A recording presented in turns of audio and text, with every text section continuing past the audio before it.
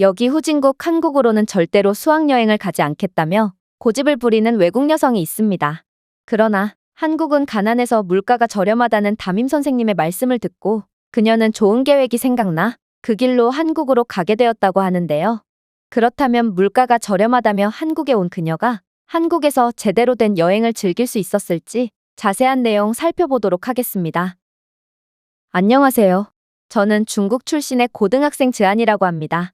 저는 당의 고위 간부인 부모님 밑에서 자랐기에 자연스레 중국의 위대함에 대한 엄격한 교육을 받았고 당연히 중국이 세계 최고의 국가라고 생각하며 자라왔는데요. 그러나 이러한 제 생각은 우연히 한국으로 수학여행을 다녀오게 되면서 완전히 변해버리게 되었습니다. 한국에 다녀온 뒤 어쩌면 중국은 제가 교육받았던 것처럼 전 세계에서 환영받고 세계 최강의 선진국이 아닐 수도 있겠다는 생각이 들게 되었거든요. 일단 저는 당 간부의 딸답게 중국 최고의 사립 고등학교에 재학 중이었습니다. 그래서인지 중국의 일반적인 중산층들은 살면서 단 한 번조차 가기 어렵다는 해외여행을 고등학교 수학여행을 통해 가게 되었죠. 하지만 문제는 수학여행지가 바로 한국이었다는 거였습니다. 아니, 20년 전도 아니고 아직도 한국으로 수학여행을 가려고 한다니 저는 이러한 한심한 상황에 한숨이 나올 뿐이었어요.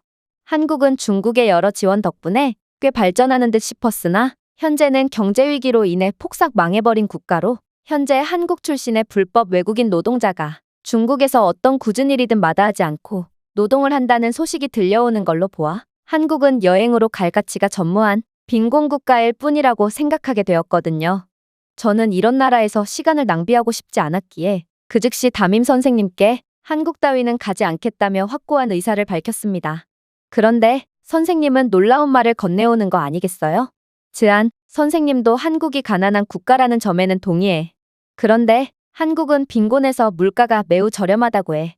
그리고 한국인들은 세계에서 유일하게 엄청난 속도로 경제대국으로 발전한 중국의 역사에 존경을 표하고 중국의 여러 강력한 면모를 배우기 위해 중국인과 친해지고 싶어하고 존경심을 느낀다고 한단다. 그야말로 중국인들이 한국에 간다면 그 즉시 황제 취급을 받을 수 있는데 우리가 한국 여행을 마다할 이유가 어디에 있겠니? 이러한 선생님의 솔깃한 말을 들은 저는 생각을 고쳐먹게 됩니다. 아무리 후진국 한국이라지만 중국인에 대한 존경을 한껏 느끼고 자존감을 충전하는 힐링 여행을 다녀오는 것도 나쁘지 않을 것 같았거든요. 그렇게 저는 한국으로의 수학여행을 떠나게 되었습니다. 그런데 저는 한국 공항에 도착하자마자 큰 충격을 받고 말았어요. 왜냐하면 인천공항 한복판에 뜬금없이 웬 부스가 있어서 당황했는데 그 부스에서는 인천공항을 이용하는 승객들에 한해 원활한 관광을 돕고자 임대 휴대폰을 무료로 대여해주는 시범 서비스가 진행 중이었기 때문입니다. 아니, 어떻게 스마트폰을 무료로 대여해줄 수가 있단 말인가? 저는 당황한 기색을 감추지 못하고 말았습니다. 분명 한국은 가난한 국가인 줄 알았는데 어떻게 가난한 국가가 아무런 보증도 받지 않고 휴대폰을 무료로 대여해준다는 말인가요? 저는 한국이 휴대폰을 미끼로 외국인들의 정보를 해킹해서 등쳐먹을 속셈인 거라고 생각했지만 저와 함께 수학여행을 온 다른 친구들은 그렇게 생각하지 않는 모양인지 곧바로 임대 휴대폰을 대여하기 위한 절차를 밟고 있더군요. 저는 오히려 한국의 선진적인 서비스를 이용하고 있는 중국 학생들의 모습에 뭔가 잘못돼도 단단히 잘못되었음을 느꼈습니다. 가난한 한국이라더니 오히려 한국과 중국의 상황이 바뀐 것처럼 보였거든요. 사실 제가 다니는 학교가 중국에서 제일 잘 나가는 사립학교긴 했지만 중국 정부의 지역균형 정책 때문에 부자가 아님에도 머리가 좋은 친구들이 정부의 지원을 받고 입학하는 경우가 종종 있는데요. 그런데 워낙 빈부격차가 심한 중국이다 보니 이렇듯 중산층이나 서민계층의 친구들은 정말 상상치도 못한 경제력을 보여주곤 했습니다. 아직도 중국에는 휴대폰조차 없는 사람들이 많은지 지원을 받고 사립학교에 입학하는 학생들은 스마트폰은커녕 수업을 위해 필요한 기본적인 책이나 필기구조차 없는 경우가 많았거든요. 그래서 이들은 어쩔 수 없이 다른 학생들의 물건을 도둑질해서 공부를 이어나가고 있는 게 현실입니다. 그리고 이러한 중국 학생들은 전화통화만 간신히 되는 휴대폰밖에 없거나 아예 스마트폰 자체를 단 한 번도 사용해 본 적이 없는지 잔뜩 들뜬 표정으로 한국 공항에 임대 스마트폰을 대여하고 있는 거 아니겠어요? 저는 이들의 가난한 모습이 중국의 명예를 더럽히는 것 같아 그들을 못마땅한 눈빛으로 쳐다봤지만 제가 할 수 있는 건 아무것도 없었습니다. 그런데 벼랑간 갑자기 한 무리의 학생들이 탄성을 내지르며 경악을 하는 반응을 보이는 거 아니겠어요? 저는 도대체 이번에는 무슨 상황인가 싶어 빠르게 그들에게로 향해 봤는데 충격적이게도 그들이 대여한 임대 스마트폰은 임대 스마트폰이라는 명칭에 걸맞지 않게 엄청난 성능을 보여주고 있더라고요. 일단 인천공항에서 빌려준 삼성 휴대폰으로는 4K 화질의 영상을 실시간 시청하는데도 전혀 문제가 없었는데요. 이건 휴대폰의 성능도 성능이지만 고성능의 무선 인터넷이 제공되지 않는다면 절대로 볼 수 없는 장면이기에 저는 화들짝 놀라고 말았습니다. 그리고 저는 곧 한국에서는 공공 와이파이마저도 최고 속도의 인터넷인 와이파이 6 모델을 지원하고 있을 뿐더러 한국은 엄청난 기술 강국이기에 삼성에서 만든 휴대폰은 아무리 보급형이라도 초고화질의 영상을 전혀 끊김없이 선명하게 시청할 수 있다는 사실을 알게 되었습니다. 사실 이건 중국과는 정반대의 상황이라 저는 어안이 벙벙할 따름이었어요. 중국의 기업들은 자신들이 만든 휴대폰의 성능을 뻥튀기해서 광고하고 있고 실제로는 중국은 고화질의 영상을 시청할 수 있을 만한 휴대폰 제조 기술을 가지고 있지 않거든요. 저는 부모님의 특수한 직업 때문에 반드시 중국산 휴대폰을 사용해야만 하는데 중국산 휴대폰으로는 아무리 고급 모델이더라도 고화질의 영상을 절대로 시청할 수가 없고 조악한 휴대폰 성능 때문에 실시간 라이브 또한 계속해서 끊겨서 마치 동영상처럼 시청해야 합니다. 심지어 중국은 전 세계 최고 속도의 인터넷을 보유하고 있다며 광고하고 있지만 실제로는 그것도 전부 선전용 거짓 광고일 뿐인데요. 중국에서는 무늬만 와이파이지 실상은 연결 자체가 안 되는 공갈 와이파이만이 즐비해 있을 뿐더러 그나마 있는 공공 와이파이도 해킹 와이파이기에 모르는 무선 인터넷에 함부로 연결했다간 곧바로 휴대폰 내의 모든 정보가 해킹당해버리는 게 현실이죠. 그러나 한국은 그저 임대 휴대폰만으로도 이 모든 것을 가능하게 하는 미친 인프라를 보여주고 있었던 것입니다. 저는 이러한 한국의 전혀 예상치도 못한 선진적인 모습에 그저 두 눈을 껌뻑일 뿐이었고 그런 저를 본 담임 선생님은 여긴 공항인 것을 잊지 말라며 한국은 선진국 인척을 하기 위해 외국인들이 많이 다니는 곳에만 집중적으로 인프라를 깔아둔 거라며 너스레를 떨더라고요. 아니, 최첨단 휴대폰 제조 기술이 그저 보여주고 싶다고 보여줄 수 있는 거란 말인가? 저는 여전히 찝찝한 감정을 느끼며 선생님을 따라갈 뿐이었어요. 사실 저를 포함한 몇 명의 부자 학생들은 일반 학생들과는 다른 일정을 보내기로 했는데요. 중국에서는 돈과 인맥이면 못하는 게 없고 저희는 교장 선생님의 승인 아래 담임 선생님과 함께 자유여행을 즐기기로 했거든요. 그렇게 저희는 일반 학생들이 탑승하는 대형 버스가 아닌 인천공항 바로 옆에 위치한 렌터카 사무실로 찾아갔습니다. 그런데 저는 이곳에서도 놀라운 경험을 하게 되었죠. 왜냐하면 한국에서는 이래도 되나 싶을 정도로 렌터카 대여가 순식간에 이루어졌거든요. 중국에서는 차량이 꽤 고급 이동수단으로 여겨지고 따라서 재산이나 제대로 된 신분을 증명할 수 없다면 절대로 렌터카를 빌릴 수 없는데요. 심지어 적절한 증명 과정이 이루어진다고 해도 개인 전자장치나 귀중품을 담보로 맡겨야 하는 불편한 과정이 이어지죠. 그러나 한국에서 차량은 그저 저렴한 이동수단일 뿐인지 특별한 검사조차 제대로 안 하고 곧바로 렌터카를 대여해 주더라고요. 그러나 더 놀라웠던 건 대여한 렌터카에 탑승했을 때였습니다. 그렇게나 한국을 무시했던 운전자 담임 선생님께서 한국에서 운전을 시작함과 동시에 기겁을 하며 비명을 지르길래 뭔가 싶었더니 한국의 렌터카에 달려있는 GPS 내비게이션은 놀라운 기능을 자랑하고 있더군요. 일단 내비게이션은 기본적으로 다국어를 지원했기에 저희 같은 국제 여행객들에게도 편리한 경험을 보장했을 뿐더러 경로 최적화와 실시간 트래픽을 업데이트해주며 혼잡을 피하고 목적지까지 가장 빠른 경로를 찾을 수 있도록 도와주고 있었죠. 물론 렌터카에는 고속 와이파이가 기본적으로 제공되고 있었기에 저희는 더욱 만족스러운 드라이브를 즐길 수 있었습니다. 그렇게 한국의 고속도로를 달리면서 저는 생각할수록 뭔가 이상하다는 생각이 들었어요. 아니, 차량 내부에 이러한 최첨단 시스템이 구성되어 있다는 건 계약서 상에 적혀 있지도 않았는데 어떻게 한국은 말도 없이 차량을 업그레이드 해줄 수가 있단 말인가요?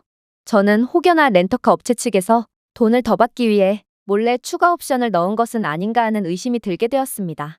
사실 중국에서는 한국과는 정반대에 깜짝 다운그레이드 사기가 성행하고 있거든요. 중국에서는 세단을 예약하면 폐차 직전에 차량을 받는 경우가 종종 있고 심지어 사이드 미러나 시트와 같은 필수 부품이 누락된 자동차를 받거나 안전벨트가 고장나서 로프나 천 스트립으로 대충 만든 가짜 안전벨트가 달린 차량을 받는 경우도 있는데요. 하지만 중국에서 렌터카 계약서는 오래된 장부의 수기로 작성되어 언제든지 폐기나 조작이 가능하기에 소비자는 울며 겨자 먹기로 고물차를 비싼 값에 대여할 수밖에 없는 것입니다. 이렇듯 계속된 의심을 하다 보니 저는 더 이상은 참을 수 없어서 렌터카 업체에 전화를 걸어봤습니다. 그런데 한국인 렌터카 직원은 이내 유창한 영어를 구사하며 충격적인 답변을 건네오는 거 아니겠어요? 한국에서 렌터카에 내비게이션 기능이 추가되어 있는 건 당연한 거예요. 그리고 와이파이는 그냥 서비스 개념인데 고작 와이파이 하나로 생색을 내는 것도 영 안 내켜서 굳이 계약서 상에 넣지 않은 겁니다. 한국은 원래 그런 나라거든요. 저는 그의 답변에 화들짝 놀라서 말문이 막히고 말았습니다. 중국에서는 이러한 무료 서비스를 제공하기는커녕 남에게서 최대한 이익을 챙기기 위해 수단과 방법을 가리지 않는 경우가 많거든요.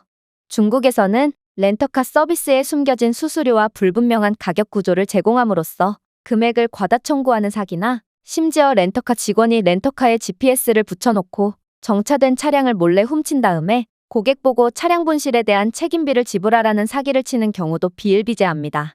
물론 렌터카를 이용하는 고객들도 사고를 냈음에도 대충 스프레이로 가리거나 발뺌을 하는 경우가 많은데요. 또한 중국에서는 차량 안에서 담배를 피우는 건 기본이고 운전을 하다가 소변이 마려우면 아무리 고속도로더라도 창문을 열고 소변을 보거나 물병이나 비닐봉지에 용변을 본 뒤 도로로 던지는 경우도 몹시 흔하죠. 이러한 야만적인 행위의 결과는 고스란히 차량에 누적되어 중국의 렌터카 상태와 위생은 정말 최악 중의 최악이라고 볼 수 있습니다. 이미 차량 안의 냄새부터가 지옥에서 올라온 듯한 퀴퀴한 냄새가 풍겨오거든요. 아무튼 중국에서는 서로가 서로에게 사기를 치는 게 당연시 여겨지는 각박한 사회라는 것입니다. 그러나 한국은 최첨단 인프라를 바탕으로 서로가 서로에게 하나라도 못 챙겨줘서 안달이라니 저는 이러한 선진적인 사회 분위기가 영 적응이 안 돼서 당황함을 느낄 뿐이었습니다. 그렇게 저희는 이동을 하는 와중에도 내비게이션이 추천해주는 경치가 좋은 경로 그리고 근처의 명소 및 맛집 추천을 받으며 흥미로운 드라이브를 즐길 수 있었는데요. 그런데 담임 선생님은 뜬금없이 욕짓거리를 내뱉으며 짜증을 내는 거 아니겠어요? 그녀의 다소 황당한 태도에 저는 대체 뭐가 불만이냐고 물어봤습니다. 그러자 그녀는 씩씩대며 한국은 왜 운전자의 자율성을 방해하는 거냐며 애꿎은 차량핸들을 쾅쾅 내려치는 거 아니겠어요? 제가 당황해서 선생님에게 자초지종을 물어보니 선생님은 여전히 분이 안 풀렸는지 신경질적인 태도로 말을 이어나갔습니다. 누가 후진국 한국산 자동차가 아니랄까봐 지금 이 차량은 고속도로에서 하나의 차선 내에만 머물 수 있도록 강제하고 있잖아. 너도 알다시피 중국에서는 2차선을 몰고 가며 조금 더 여유롭게 차량을 운전할 수 있는데 한국산 자동차를 운전하니 1차선을 정확하게 지키며 운전해야 해. 이건 명백한 권리 침해라고. 또 한국에는 실시간 교통 CCTV가 왜 이리 많은 거야? 아니, 고속도로를 달리는데 과속을 좀 할 수도 있는 거 아냐? 중국에서는 시속 100km로 달리든 200km로 달리든 음주운전을 하든 아무도 신경 쓰지 않는데 도대체 한국은 왜 이리 규제가 많은 거야? 중국인들은 그러한 규제가 없어도 절대로 사고를 내지 않는데 한국인들은 운전도 못하는 열등한 사람들이니 규제 없이는 절대로 못 사나 봐. 정말 하나부터 열까지 마음에 안 드는 나라야. 그랬습니다. 한국은 이미 AI 시스템이 널리 보급되어 있는 모양이었고 이러한 최첨단 기술을 통해 차선 유지 보조 기능을 만들어 사고를 미연에 방지하고 있었으며 고해상도 CCTV를 통해 사각지대 없이 과속 차량을 통제하고 있었습니다. 솔직히 저는 중국인 운전자들의 이러한 교통법규 위반 때문에 사고를 당할 뻔한 적이 한두 번이 아니고 그 때문에 차량 탑승에 대한 약간의 트라우마까지 생겼을 정도였기에 선생님의 말씀에 차마 동의할 수는 없었습니다. 오히려 한국은 이런 기본적인 부분마저 기술력으로 완전히 대비하고 있다니 이건 완전한 선진국의 모습이라고 생각되어 놀라기만 할 뿐이었죠. 그렇게 저희는 약간의 어색한 드라이브를 이어나가게 되었는데 갑자기 차량에서 굉음이 울리는 거 아니겠어요? 차량 안에 있던 모두는 깜짝 놀라서 정신이 번쩍 들었고 저는 역시나 한국산 차량의 기술력은 형편없어서 이러한 오작동이 밥 먹듯이 일어나는구나 싶었습니다.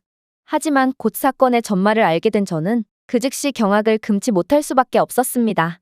바로 운전자인 선생님은 분노와 폭력적인 행동으로 인해 급속도로 피곤해졌는지 그만 졸음운전을 했던 거였고 현대 브랜드의 차량은 운전자의 졸음운전을 자동으로 파악하고 경보를 울려 선생님을 깨운 거였기 때문입니다. 선생님은 졸지 않은 척을 하려고 애를 쓰며 애꿎은 한국산 차량만 욕할 뿐이었지만 저를 포함한 친구들 모두는 슬쩍 침을 닦으며 잔뜩 풀린 눈으로 억지 화를 내고 있는 선생님을 한심스럽게 쳐다볼 뿐이었어요. 그야말로 한국의 기술력이 저희 모두의 목숨을 구한 것과 다름없었습니다. 문제는 저는 선생님의 이러한 책임감 없는 행동으로 인해 일전의 트라우마가 다시 도지고 말았다는 건데요. 그런데 이러한 트라우마로 인한 불안 증세가 막 일어나려던 찰나 저는 놀라운 장면을 목격하게 되었습니다. 그건 바로 고속도로에 존재하는 통합 트래픽 관리 시스템이었는데요. 고속도로에 웬 대형 구조물 하나가 존재하길래 뭔가 싶어봤더니 한국의 디지털 표지판에는 현재의 교통 상황 및 예상 이동 시간, 날씨 및 도로 작업 알림에 대한 실시간 정보를 제공하고 있었을 뿐 아니라 휴게소가 얼마나 남았는지도 정확하게 표기해주고 있더라고요. 이건 정말로 놀라웠습니다. 중국의 경우 교통 표지판은 수십 년째 수리를 하지 않아서 사가서 정보가 아예 지워졌거나 빛이 완전히 바란 지 오래인데요. 심지어 여러 자연재해나 사고에 의해 부적절한 곳으로 이동한 표지판을 통 제자리로 옮겨놓지를 않아서 올바른 정보를 알려줘야 할 교통 표지판이 오히려 혼란을 초래하고 사고 위험을 높이고 있습니다.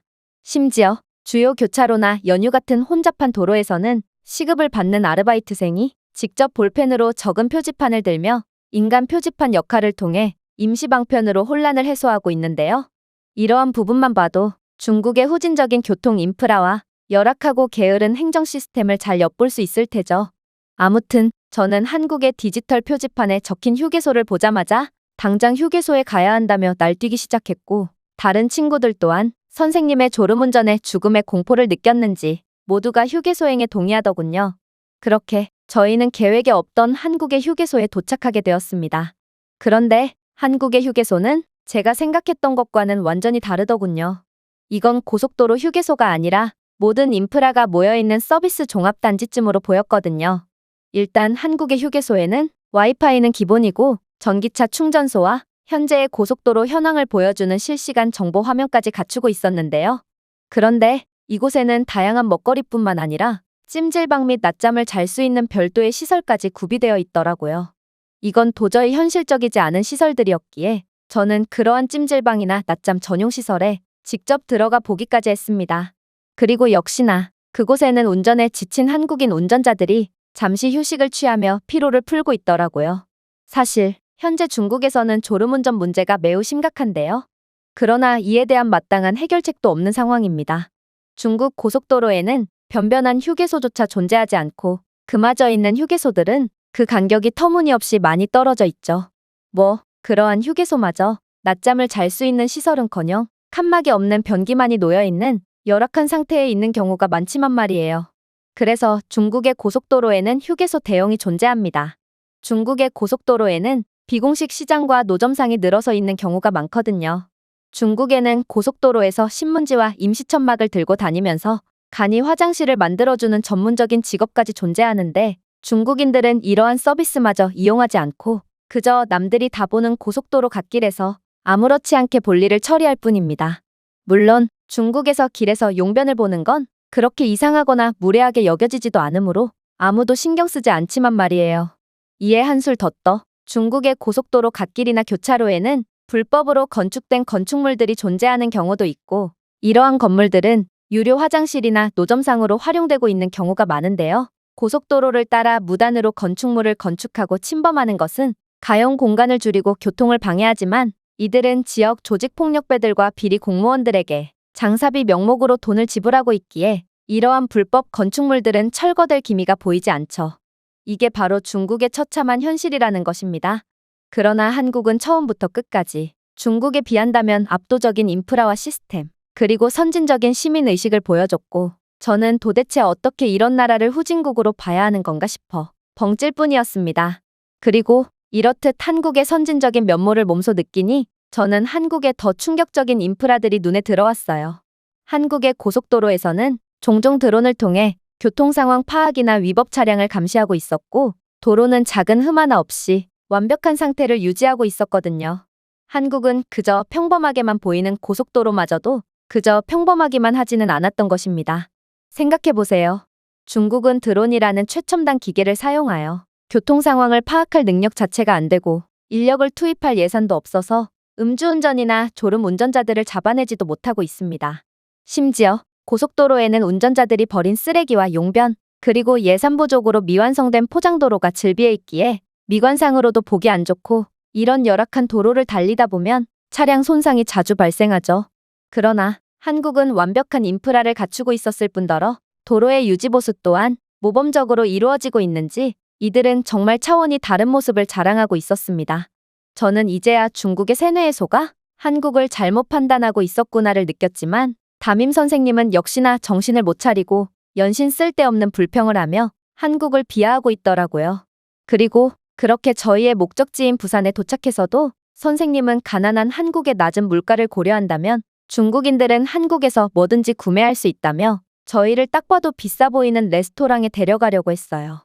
저는 이때부터 상황이 뭔가 잘못 돌아가고 있음을 느꼈지만 선생님은 정말 막무가내였습니다. 역시나 결과는 끔찍했죠. 선생님은 메뉴판도 제대로 안 보고 다 먹지도 못할 음식을 마구잡이로 시키기 시작했고 음식은 맛있긴 했지만 계산할 때가 문제였습니다.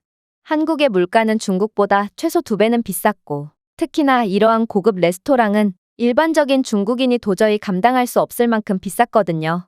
물론 그저 평범한 옷차림의 평범한 한국인들은 이러한 고급 레스토랑의 식비가 전혀 부담되지 않는다는 듯 너무나도 태연하게 음식값을 지불하고 레스토랑을 떠났지만 중국에서 온 저희의 상황은 완전히 달랐습니다. 중국은 기본적인 물가 자체가 낮기 때문에 아무리 비싼 레스토랑을 가도 한국 레스토랑에서만큼의 많은 돈을 지불하지는 않거든요. 아무래도 한국은 중국보다 훨씬 더 잘 사는 국가인 듯 했고 저희 모두의 돈을 모으고 담임 선생님이 챙겨온 돈까지 탈탈 털었음에도 여전히 돈은 부족했어요. 중국의 교사 월급은 평균 50만 원이지만 이러한 50만 원이라는 큰 돈은 부유한 국가인 한국의 물가를 감당하기엔 턱없는 월급이었던 것입니다. 그렇게 돈이 없던 저희가 꼼짝없이 경찰서로 끌려가려던 그때 어떤 남성이 중국어를 구사하며 다가오더니 자신이 도와줄 테니 이 서류에 서명만 좀 하라며 한국어로 적힌 알아볼 수 없는 종이 하나를 내미는 거 아니겠어요? 저는 한국이 중국보다 선진국인 것은 인정하겠으나 역시나 끈끈한 동지에는 중국을 못 따라오는구나 싶어 타지에서도 서로에게 도움을 베푸는 중국인의 아름다운 마음씨에 자부심이 밀려왔습니다. 하지만 나중에 알고 보니 그는 조선족 출신의 사채업자였더라고요. 그는 한국에서 같은 중국인 동포들을 등쳐먹으며 사채업을 하고 있었고 한국어로 적혀 있어서 몰랐지만 저희가 서명한 서류 또한 돈을 빌려주는 대가로 터무니없이 비싼 이자율이 적혀 있던 것입니다. 그렇게 저희는 한국에서 같은 중국인 동포에게 사기를 당해 터무니없이 큰 돈을 지출해야 할 위기에 처해버렸고 저는 역시 중국인들은 안 되는구나 싶어 고개를 푹 숙일 뿐이었습니다. 만약 똑같은 상황이었다면 한국인들은 타지에서 위기에 처한 같은 한국인들을 보고도 오히려 사기를 치며 등쳐먹었을까요? 생각이 여기까지 미쳤을 때 저는 그 즉시 중국의 세뇌에서 풀려나오며 과거에 한국을 가난하고 후진적인 나라라고 비하하던 저 자신이 엄청나게 부끄러워졌습니다. 제가 준비해온 내용은 여기까지입니다. 끝까지 시청해주셔서 진심으로 감사드리며 여러분들의 구독과 좋아요, 알림 설정은 영상 제작에 큰 힘이 됩니다. 이상 세모튜브였습니다.